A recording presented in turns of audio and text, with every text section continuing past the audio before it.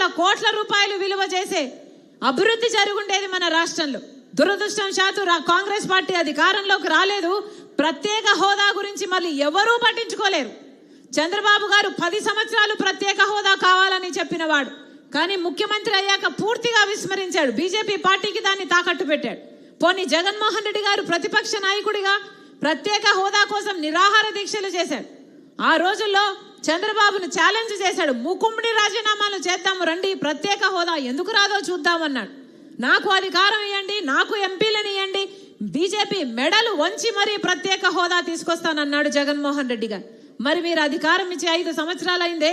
ఈ 5 సంవత్సరాలలో ప్రత్యేక హోదా వచ్చిందా? ప్రత్యేక హోదా కోసం ఒక్క నిజమైన ఉద్యమమైనా చేశాడా జగన్మోహన్ రెడ్డి గారు? అదే బీజేపీ పార్టీకి మళ్ళీ గులాంగిరి చేస్తున్నారు.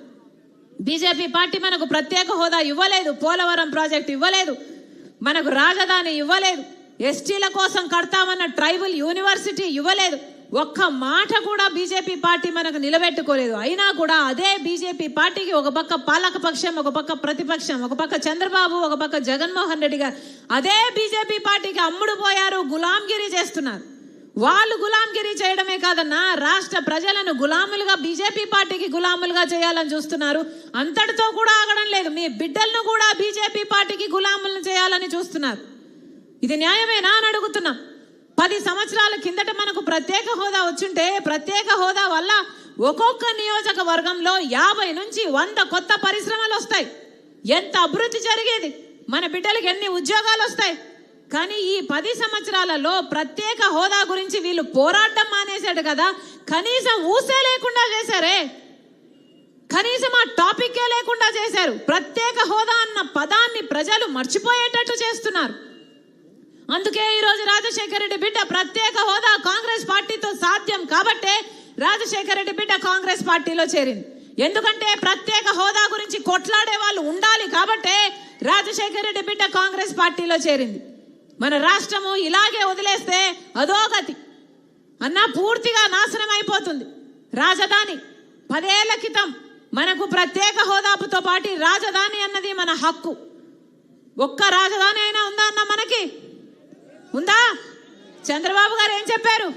అమరావతి రాజధాని చేస్తాను అన్నాడు. సింగపూర్ను మించేలా రాజధాని కడతానన్నాడు. మోడీ అయితే ఢిల్లీని మించేలా రాజధాని కడతామన్నారు. ఎవరు కట్టారు? కట్టారా? అమరావతిని కాస్త భ్రమరావతిని చేశాడు చంద్రబాబు గారు. ఇక జగన్మోహన్ రెడ్డి గారు ముఖ్యమంత్రి అయ్యారు. ఈయనకు ఒకటి సరిపోలేదు, 3 రాజధానులు కడతానన్నాడు. కట్టాడన్నా? తట్టడు మట్టన్నా తీసిపోసారా? ఒక ఇటుక మీద ఇటుకైనా పెట్టారా? 3 రాజధానులు కాదు కదా, ఒక్క రాజధాని కూడా లేదు. అందరికీ అన్నీ ఉన్నాయి. బెంగళూరు ఉంది, చెన్నై ఉంది, హైదరాబాద్ ఉన్నాయి. మనకేముందన్నా? మనకేముంది? చేతిలో చిప్పు ఉంది. మనకేం మిగిల్చారు? అందుకే చెప్తున్నా, ఒకసారి ఓటేసేటప్పుడు ఆలోచన చేసి ఓటు వేయండి. ఈసారి ఓటు వేసేటప్పుడు మీ బిడ్డల గురించి ఆలోచన చేయండి.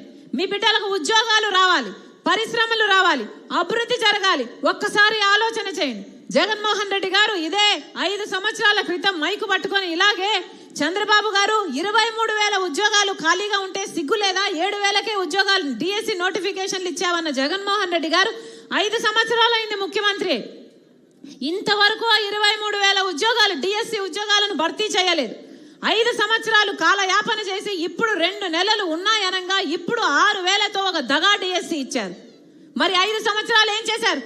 2,30,000 ఉద్యోగాలు ప్రభుత్వ శాఖల్లో ఖాళీగా ఉన్నాయని చెప్పిన వాళ్ళు ఈ రోజు వరకు కూడా అదే ప్రభుత్వ శాఖల్లో 2,25,000 ఉద్యోగాలు ఖాళీగానే ఉన్నాయి. మరి 5 సంవత్సరాలు వీళ్ళు ఏం చేశారు? గుడ్డి గుర్రాలకు పళ్ళుదోమేరా? ఏం చేశారన్నా? 5 సంవత్సరాలు మీరు అధికారం ఇస్తే మన బిడ్డల గురించి, వాళ్ళ ఉద్యోగాల గురించి ఎప్పుడు ఆలోచన చేశారు? ఎప్పుడు పని చేశారు?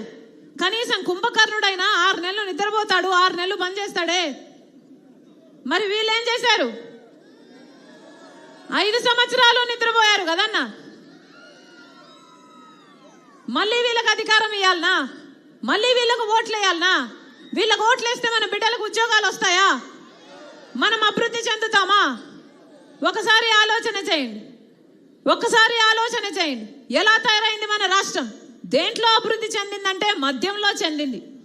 మద్యం అమ్మకాలలో వేగంగా దూసుకుపోతున్నాం మనం. అంతేకాదు కేజీలు కంటైనర్లలో డ్రగ్స్ వస్తున్నాయి. 25,000 కేజీల కంటైనర్లలో డ్రగ్స్ వస్తున్నాయంటే ఇక మన బిడ్డల భవిష్యత్తు ఏం కావాలి? గంజాయి మయం కావాలి.